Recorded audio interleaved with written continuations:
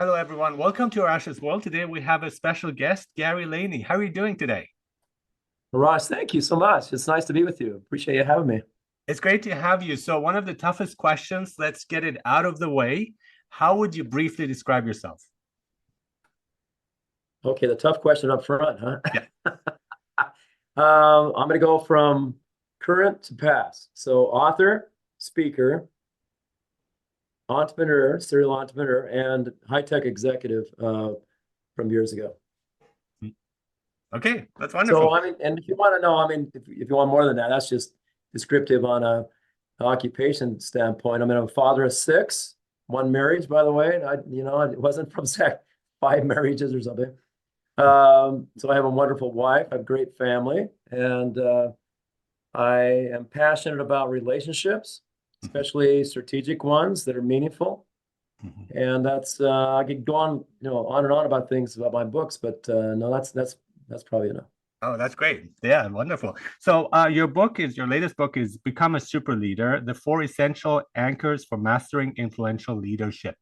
And leadership is something that is very interesting. I'm very interested in it, and many people are. So, maybe just briefly here, what makes a good leader? And that's again also a tough question. But what did you find? What makes a good leader?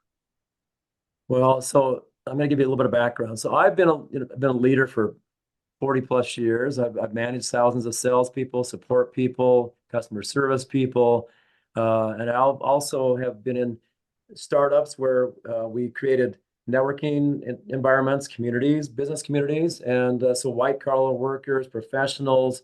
So leadership is really in the mind of the beholder and the person that's giving, who's Mhm, the leader. mhm, And I'm a big concept believer in servant leadership. And so, but that's not all you need. Obviously, you can be a good servant leader, and you still will not have a successful company if you don't pay attention to the other things that are important. When I got my MBA at Northwestern, by the way, I got my first MBA from my father, who taught me the ropes of business for years, and then I bought one of his businesses. He was a retailer, so I probably could say I have four careers since I grew up in that stuff. But more importantly is to know that leadership is about the ability to make a business not only function well, but make the people in it, the customers in it, and those that pass by think it's reputable, that it's good, it's going to grow, it's going to be a successful experience for everybody. So it's not just about me as the business owner or me as the customer, even though they always say the customer is right. mhm. Um, that's a good attitude, but it's all about the complexity of the relationship to begin with, which needs to be forayed as something very simple because people want to do simple things for good reasons.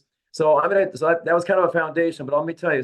About 4 years ago, I had begun to write my book called The Power of Strategic Influence, which surprisingly became a bestseller. I really didn't have that expectation. But I've been teaching the concepts for 40 years or 35 plus years, so figured I must know what I'm talking about. And so, in the constructs of doing that, I started to write my book. Have you ever written a book before? Is that something you've tried yet? Yes, yes, yeah. Okay. Well, we should talk about your book next. So, this book I'm talking about, the Power of Strategic Influence.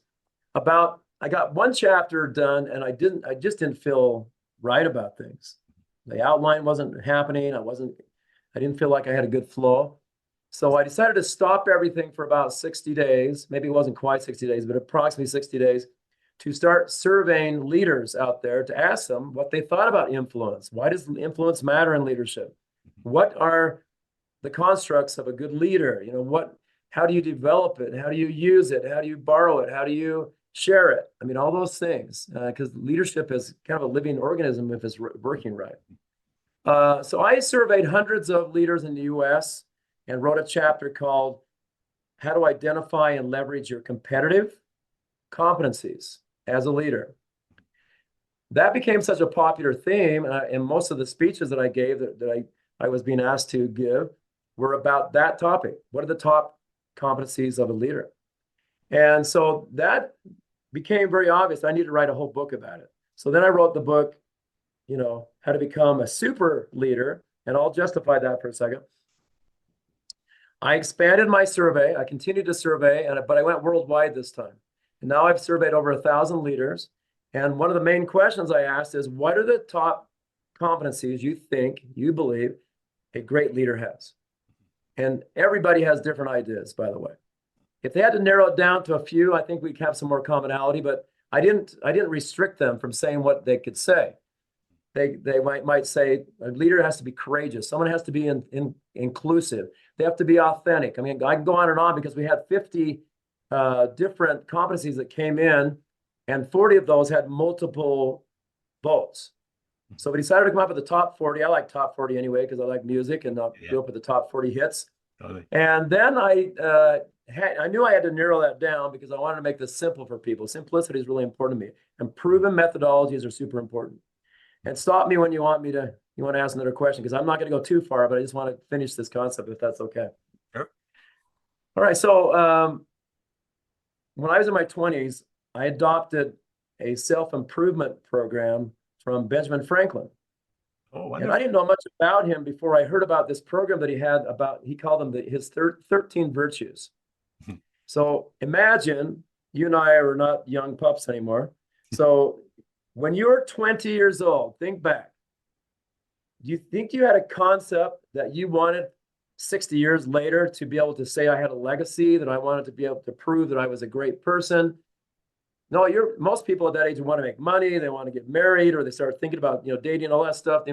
The things you think are more serious about life, but you don't think about legacy, not that early. Mm-hmm. But Benjamin Franklin did.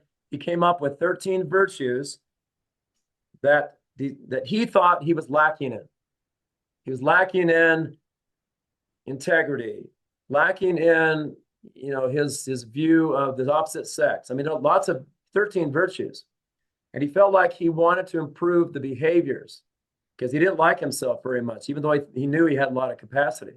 Mm-hmm. So for the next 60 years, until he was 84 years old, 1790, he was born in 1706, and he constructed this program in 1726 at 20 years old.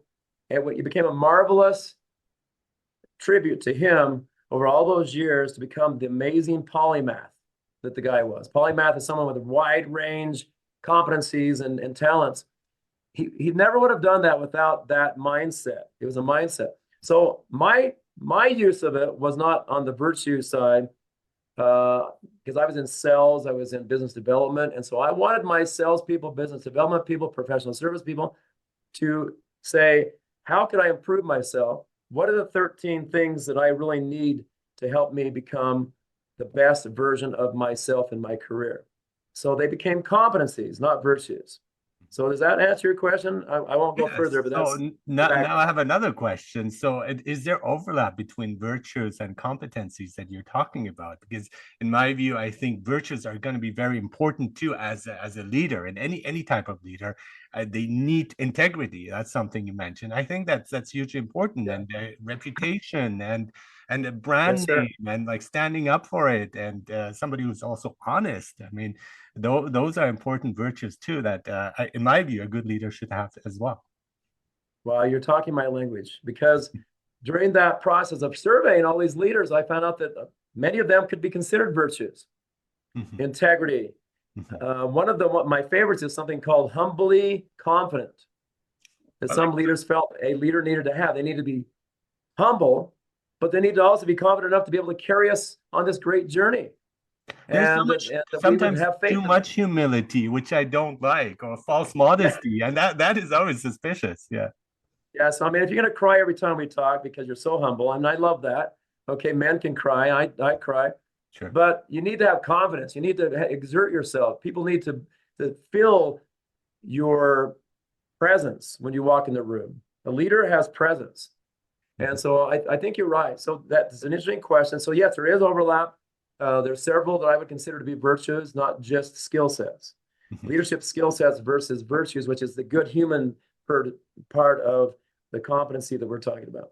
Now, what I like is it's not wishy-washy. You're not saying, okay, we're born leaders or anything. You're stuck with it. If you don't have confidence, you're not a good leader. You can't. But it's something that you can learn, something that you can adjust to. Your example of Benjamin Franklin is like, I'm going to set these goals and I'm going to reach them.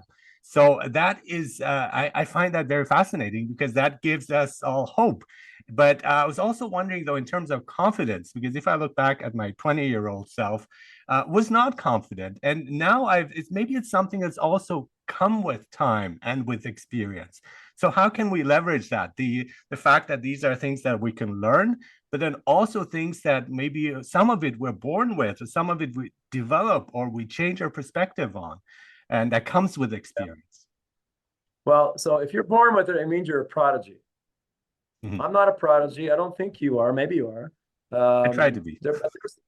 In a community, there might be a few prodigies that just it's Yeah, natural. yeah, Now, even prodigies have to work at it, though. If they don't work absolutely. at their talent, it'll become diminished and they won't succeed and they won't fulfill their journey the way they should. Mhm. But I just gave a talk at the University of South Carolina at the business school there. And the name of the conference was called Influential Leadership Symposium, something I organized and brought in some amazing leaders, including the president of UPS, including the president of Coca-Cola Consolidated. And we had amazing leaders there. The title of my talk, you just gave, it was Leaders Are Not Born, They're Made. Leaders are not born, they're made. And, I borrowed that concept from Vince Lombardi, who says something very similar. He kind of did it the opposite direction, said leaders are made, not born. But it's a true concept. And the fact of the matter is, my book proves it. I have a proven success, methodology in the book, teaches you how to become a great leader and also to identify one thing that can become your legacy. So if I had to ask you, what is your legacy? What is your superpower? There would probably be a couple of things come to mind.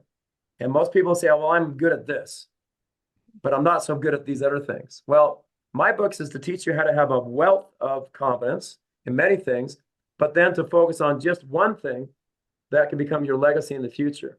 So these leaders that got up and spoke, they all talked about one thing, and that's kind of their legacy that they're trying to portray. So when they leave, people remember back and say, wow, that was the person I can point to that had integrity. That's the person I can point to that was humbly confident, like we've been talking about. And I think that's really a critical thing. And then the fact that you can learn it is really the key. You're right. And so, I just had a podcast with Talmadge Boston about top presidents and what they bring Wow. into leadership and the different things that they bring in. But what's quite fascinating is that none of them hit all the marks. So they have a specific thing that they're good at, and like you mentioning, there's like this special talent that we have that we need to develop. But how can we get the like all-rounded picture?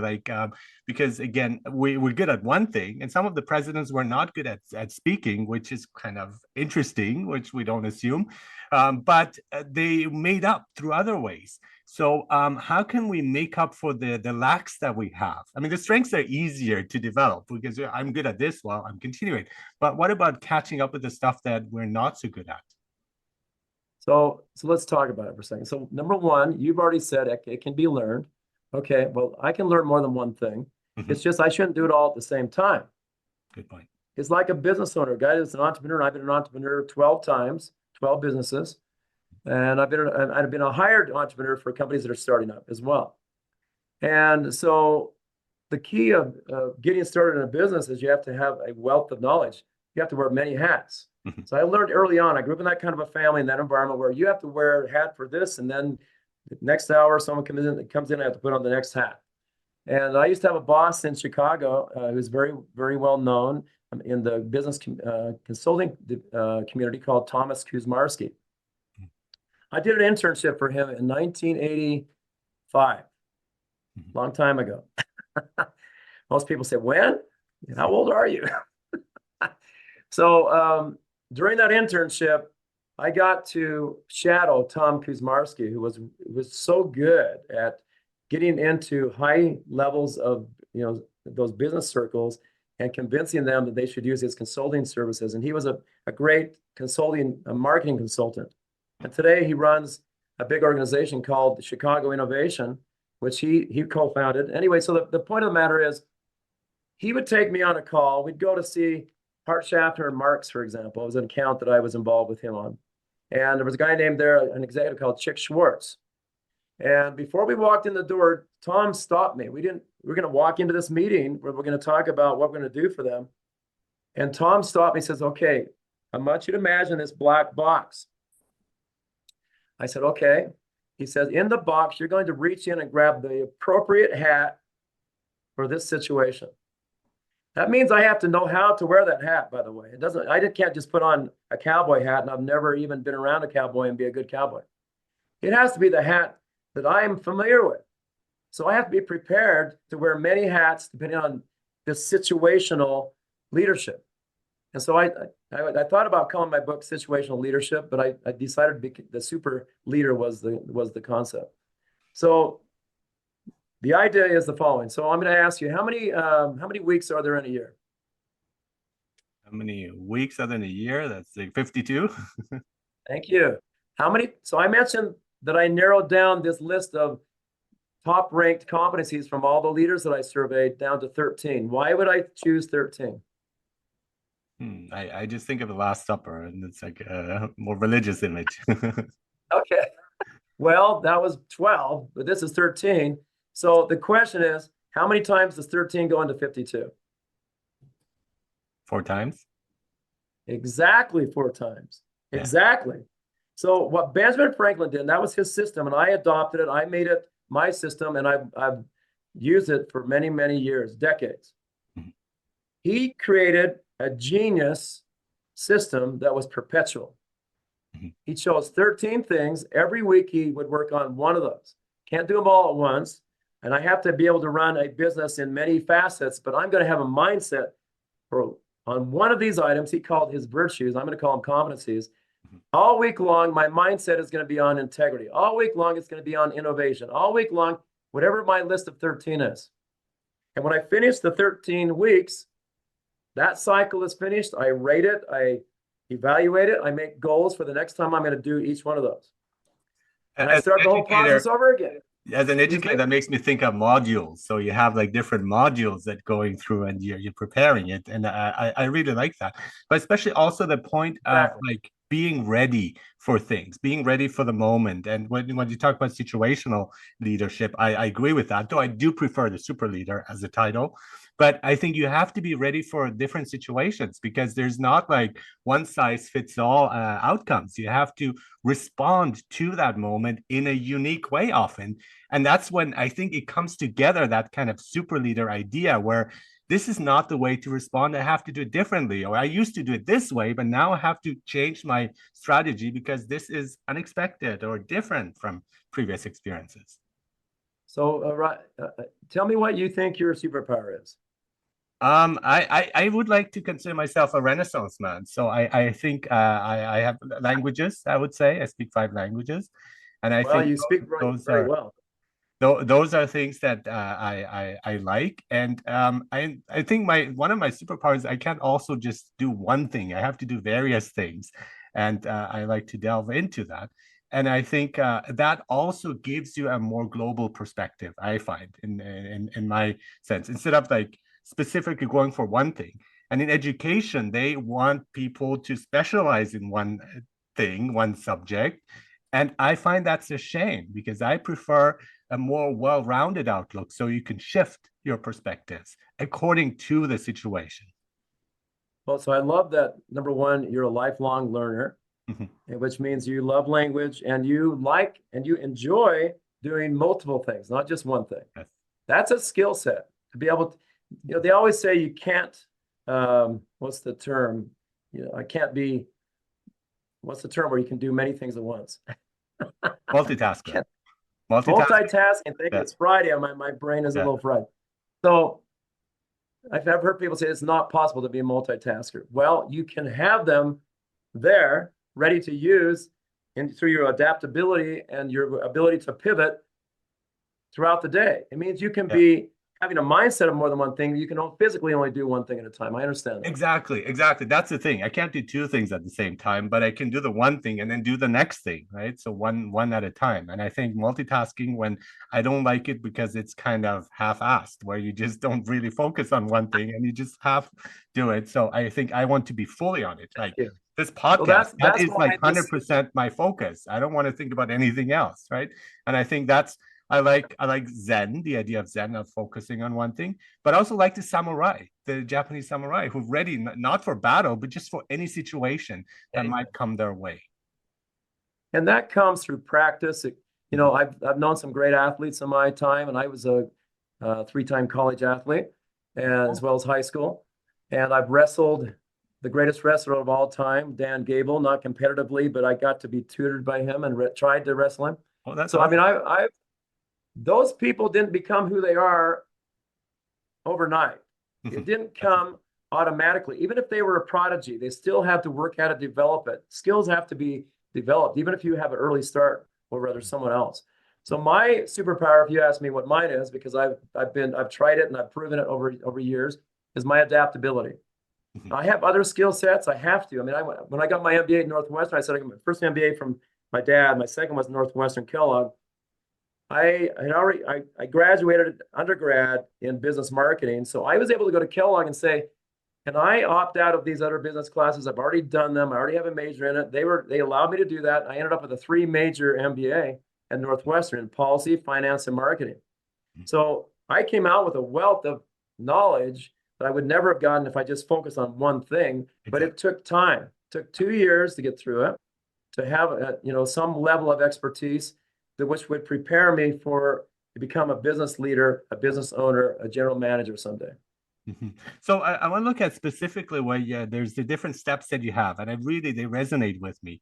As one of the first steps, you say raise your sights, and can you explain that a bit? What do you mean by that? Well, yeah, I mean, so I love nautical terms, and so get on this ship. You can't see that far in the distance. The only way you can see it is to get higher. And so you get up on a higher pedestal on a pole, and we have a lookout guy up there saying land ho, because they can see it, but you can't.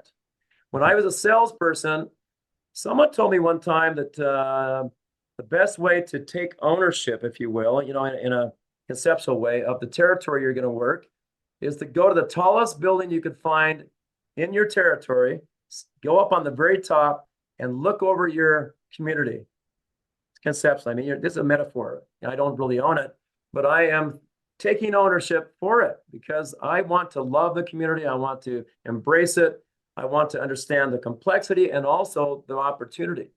So when I say raise your sights, it means don't say pie in the sky, but I want to say I have potential. I can do more than what I'm doing. Yes. I want to raise my expectations so that I can get there someday. If I have low expectations, guess what? I'm going to achieve low expectations. Yeah. So I think potential is an important concept to understand. Because, if I ask you what your potential is, and if you have reached your potential, what would you say? Oh no, I still haven't. I'm still trying. Maybe I'm still at the beginning point.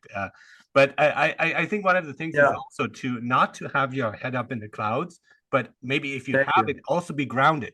And I think that's important. So that's when you see the horizon, it's something that is feasible and realistic, but it's also not limiting. Yeah, so I think that's the whole point of potential, is there is no limit. That's true. I mean, how do people keep breaking these records in track and swimming and in sports and even in business? How does someone become? Looks like Elon Musk could become the first trillionaire someday. How is that even conceivable? Yeah. But there is no potential maximum. But my book is about mastery, because you can't measure potential, but you can measure skill set and your ability to do things better, because usually there's a quantitative side to it, and you can see how you're progressing, how you're doing better. So the whole idea here, you asked the question, how do we develop ourselves in many things? You have to have a system that you work on a daily basis. I'm sorry, if you don't like that, you probably shouldn't read my book, because if you're not going to work on something daily or have a mindset on something for a whole week, you'll never, ever have that polymath opportunity, I guess, that Benjamin Franklin had. I grew up in Germany. I love systems. I'm just a huge fan of systems because they put things into perspective, but then also the idea of vision. I think that's when you envision yourself, and you talk about that too. And when we have visionaries, they are looking at, like Benjamin Franklin, and I think that is hugely important too. And it's often undervalued or underappreciated, the fact that we need a vision that we aim for, not necessarily the stars, but close enough. Well, so Arash, one of my mentors, and there was a friend back in the day who started out as someone I could not relate to because I thought he was bigger than life, is Stephen R. Covey, who wrote the book 7 Habits of Highly Effective People. Mhm. Oh, yeah. When I was 19 years old, I read his first book, which was similar to that book, but on a more spiritual basis. The book he wrote that became popular, was more scholastic and more applicable to business. But it was still philosophical, and you couldn't relate to it. But I read his first book called Spiritual Roots of Human Relations. He was all about relationships, Mhm. and I learned a lot from him. And then later, he became an instructor of mine. And then after that, he became an advisor to the company that I was growing up in. I started as a salesperson, became the VP of sales over several years. Stephen Covey taught me the concept that you'll remember. It's called begin with the end in mind. So that's one of the 7 habits. So before you begin a journey, before you jump into something, you should consider what the end result should be. What is my vision? Where am I headed? So that I can create the appropriate plan that matches the vision. Mhm. Otherwise, you'll just be helter skelter and you'll end up anywhere. So Now, as somebody, I find myself more spiritually grounded here too. But I think something that has worked for me is manifestation, and not in the sense of just like imagine something and I get there, or win the lottery and that's it. No, but with the effort, with the system. I think thank combination you. of Yeah. that. So you have your vision, but you also work towards it, but you don't lose sight of that vision. You don't lose hope along the path. I think that's something that I've been fascinated with. And just as an example of not to give up too, because I remember I saw this program about the Beatles when they were in Hamburg and they were not breaking through, they were not successful, but they said, Oh, let's hang in there. Let's get to the top. And they were constantly dreaming of going to the top. What if they had given up? And that's I wow. asked myself when things are not going well, it's like hang in there, you know? Yeah, I think so. I memorized this poem years ago called "Stick to the Task." It's from an unknown author. I don't know if you've ever heard it before, but do you mind if I recite it? It's very Yeah, please short. go ahead. Yeah. Stick to the task till it sticks to you. Beginners are many, but enders are few. Oh, Honor, power, place, and praise will always come to the one who stays. So stick to your task till it sticks to you. Bend at it, sweat at it, and smile at it too. For out of the bend, the sweat and the smile will come life's victories after a while. hey, that's Isn't that a true. great I poem? love that. That is a great poem. Yeah. Well, And I think that stick to itiveness, I think you're right. It's so important. so once you have that, you develop your personal plan. And again, that would be the system or what is it I need to work on, the modules, if you like. But also something that's very important. Are you willing to commit to that plan, to that path, to that vision? And I think that is hugely important too. And as you're saying with your poem, that seems complete dedication to it and the commitment, full commitment to that goal.